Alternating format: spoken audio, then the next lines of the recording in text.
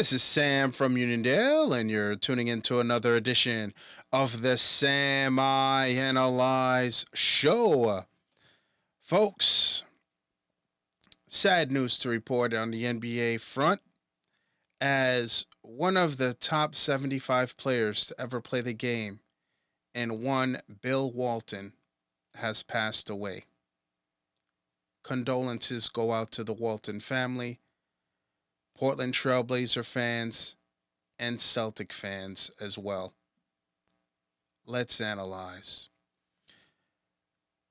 Bill Walton was a player that I heard all my, when I got older, how great a player he was. I remember my uncle T telling me that, oh man, the guy was athletic, and I mean he was a very athletic big, and he was so accomplished, and how injuries derailed his career. As I started researching it, and I heard that, I mean, this guy, all you heard was he was so athletic, such a gifted passer. But for me, when I heard that Bill Walton passed away, I was not, at the time I mean, what, he won a championship in 1986 with the Boston Celtics, and at that point I was too young, and I was not really understanding the sport of basketball just yet. I was about 3 or 4 years away before my love of sports and understanding really started to click in. But all I what I remember when I hear of the great Bill Walton, and my memory of him, was the guy with so much personality. That was what I remember when it comes to a Bill Walton. The personality. I said, you know what? This guy, he does it his own way, but it's entertaining. And when I used to watch, you're watching him and David Pack, or Pash, do their broadcast. He was just an incredible. He was captivating, and he did it his way. That's what stood out to me. And I'll tell you this: Bill Walton is one of people that one person with the personality and flair that I admired in the industry. Just the way he did it his own way. Guys like, obviously, if you've followed me from Radio Triomphe, the guy that I really admired was Stuart Scott. Just the way he did it, he was different. He let his personality shine through, and I was like, you know what, he was a guy that, obviously, in the industry that I looked up to was a Stuart Scott, the late Stuart Scott, and obviously I told you Stephen A. Smith, just doing it his own way. But Bill Walton is up there for me as well. Just, I looked forward to listening and watching his broadcasts on NBA games. He did college games also. It was just great to hear, and the guy just, he loved what he was doing. And so to me, it was a surprise to hear of his passing today. You hear that he had it's come out that he had a long a battle with cancer, and the greats, came out and spoke about him. I guess the who he was as a personality. Again, that's what I know Bill Walton as. Kind of like many people in this generation.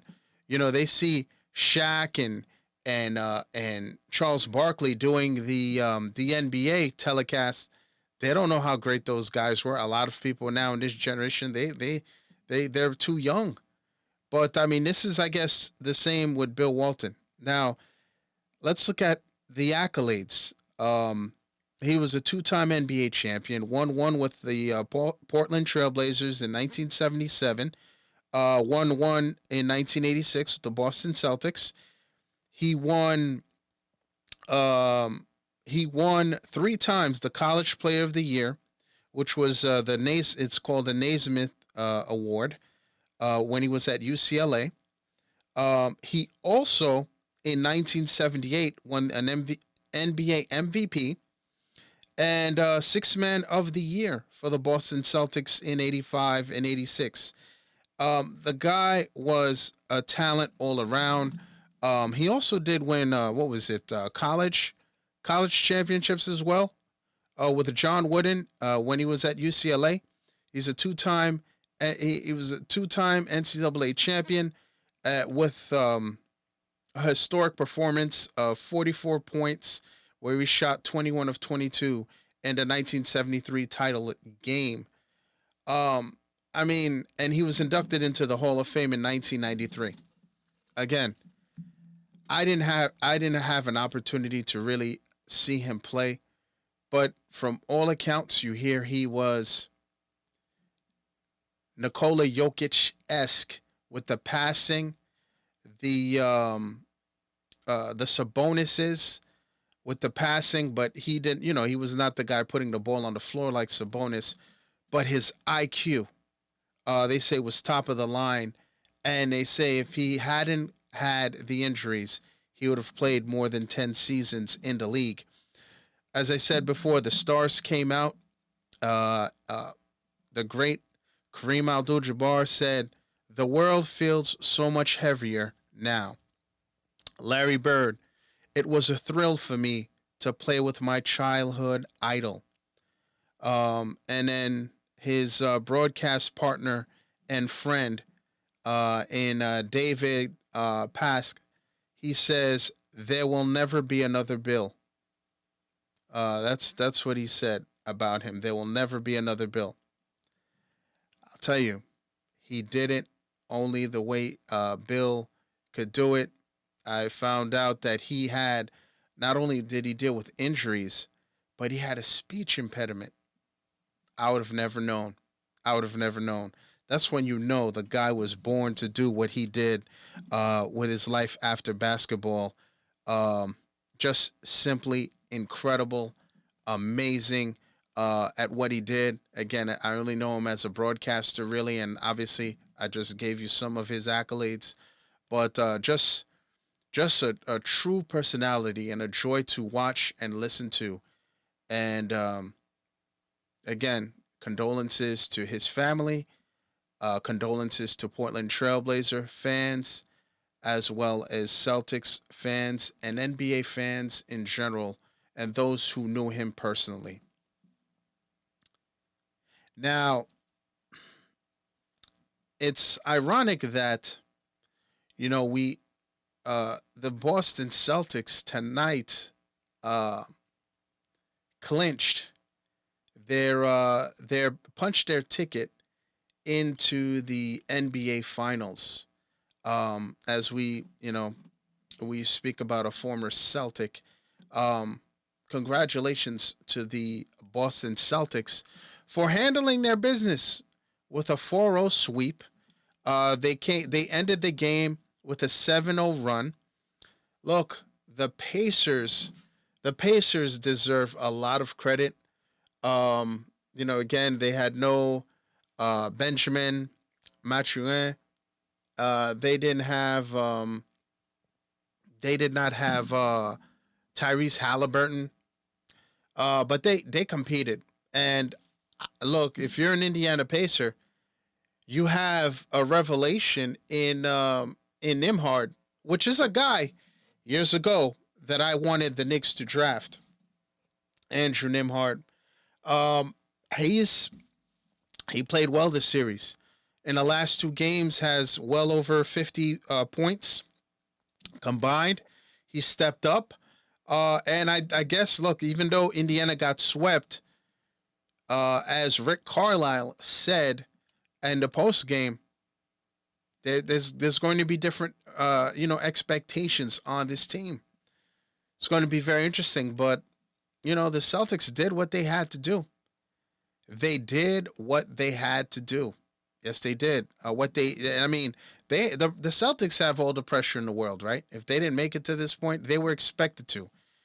Now they've got to go close it out against uh, the Mavericks, who are looking to close it out tomorrow. I mean, they're up 3-0 as well, and I expect the Mavericks to handle their business. But the Celtics are going to have a lot of pressure. It's on them to close it out. Are they going to get Kristaps Porzingis back? It's going to be very interesting. Um, Congratulations to Jalen Brown, who got the series MVP. But look, the Celtics were. It would have been a catastrophe, NBA wise, and according to the the the specialists, and they were saying, and those in the know in the NBA, the Celtics are the team to beat. It's their championship.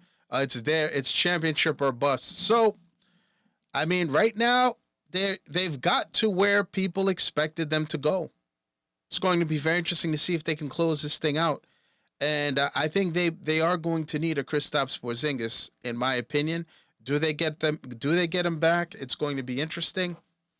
But the Celtics close it out tonight. Now it's that time.